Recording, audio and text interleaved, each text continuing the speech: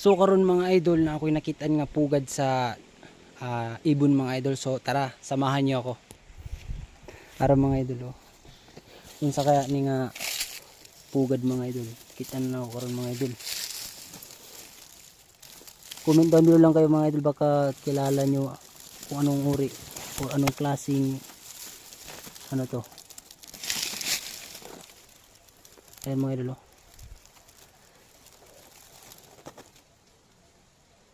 Ayan mga idol.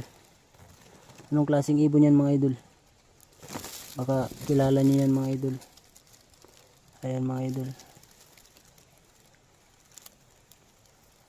Nakikita ko lang yan mga idol.